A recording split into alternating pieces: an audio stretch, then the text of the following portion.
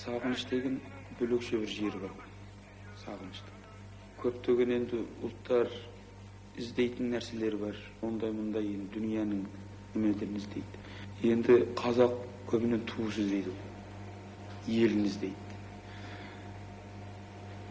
Сіздер әзір елдің ішінде, ауылдың ішінде жүрсіздер. Сіздер мүмкін біз ұсап сағынбайсыз.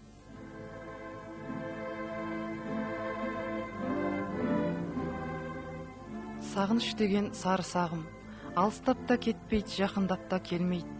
Жанарыңның алдында, жүрегіңнің түбінде тұрады да қояды. Мұстафа табанына тимеген топырағын, таңдайына татпаған қара суын 35 жыл аңсаумен ата жұртына жетсе, құлағымызбен естігенді көзімізбен көріп, таудың шыңында, желдің өтінде, әлемді аузына қаратып өскен қарапайым қазақтың қара баласына қолымыз енді ғана жеткенде, топ үйірден озып шыққан дарабозымыз көз алдымыздан оқ бойы озған күйі өтті де кетті.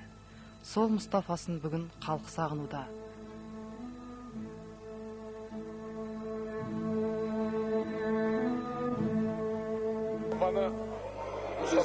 Мына қаниды бәрін бірге спортқа алғаш бастатқан мен болатын, күреспен бастаған бұлар. Менің інілерім ғой бұлар. Кейін Мұстафа сол Теванға кетті, онда білесіздер. Қани қазір Мұстафа теквондоның маманы болып келді. Қани мына каратенің, спортта каратенің маманы. Осы жерде Түркияда жетіскен. Жақсы. Менің Мұстафа өлген жоқ. Мен өзім жүрегімде өлген жоқ деймін. Мұстафа бар. Мұстафа тірі, әлі арамызда.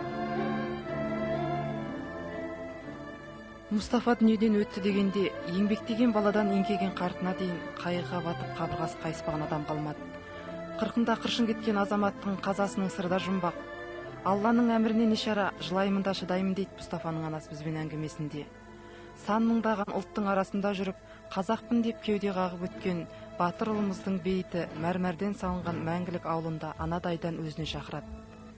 Қыр басынан қазағына көз салып, қара бұлтын селкісі келгендей.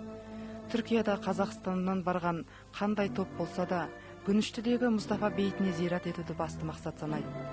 Туған елім қазақ халқым деп, қара дауылды қақ жарған Мұстафа артынан келген қалың халқының дүбірін сезіп те жатқан болар, кім білсін.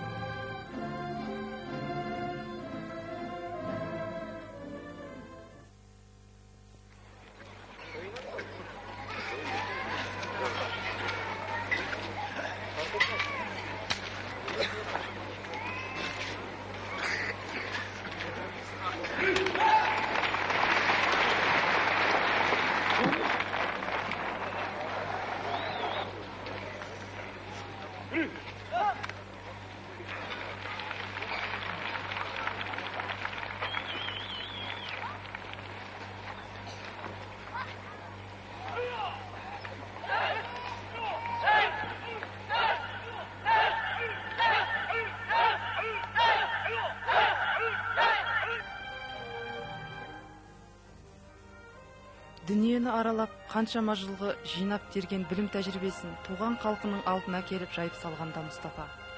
Қазақстанда кеш қалып кенже дамыған таеквондо өнерінің ертеңіне Мұстафаның қазасынан кейін алаңдаған жұртшылықтың күдігін сейілтіп келе жатқан бүгінгі шәкірттері Мұстафаның әруағын шақырып арқаланады, ұстаздарындай арыстанша айбаттанады.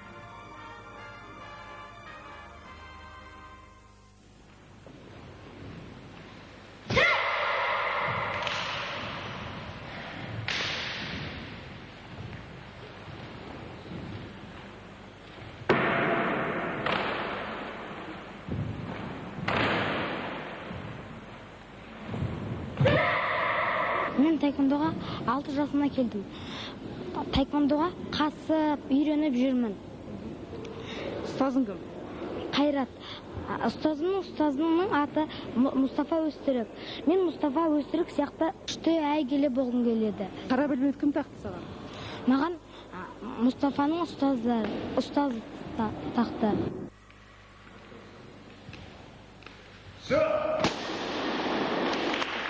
Ұстазымыздың өмірден солай ерте кеткені бәрімізде қабырғамыз отады шәкірттеріне. Енді Қазақстанда жалғыз мен емес қой шәкірті. Көптеген артында шәкірттері қалды. Енді өзінің ағамыздың марқұм көз тіркесінде ашып кеткен ең бір мектебім бір осы болатын. Өзі атын қойып, сол кезде ашқан.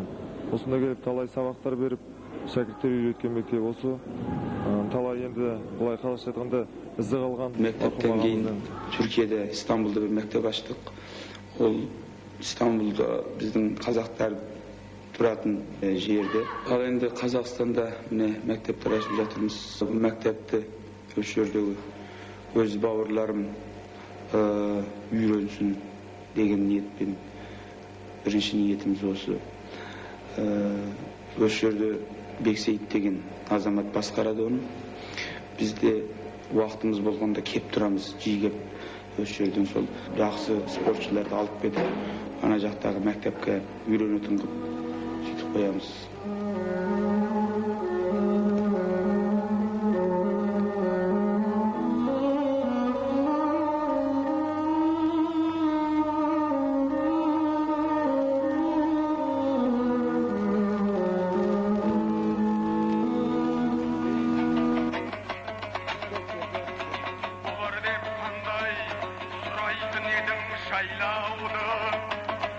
Сыбаған үшін бір қозы сонда байлаулы, аңқылдап келіп арғымақтар тар ағайын, алтынды зерлі ер тұрмандар сайлаулы, жайлаулы, қайтарсың өзің көзіңмен көріп жайлауды.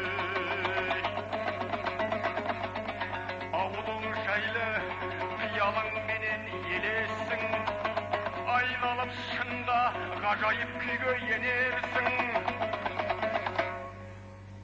Атаңмен марқұм, бабаңның сонда бейті,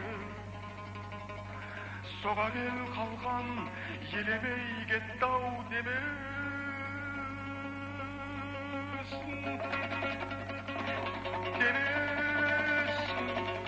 Соға кел қалған келемей кетті демес.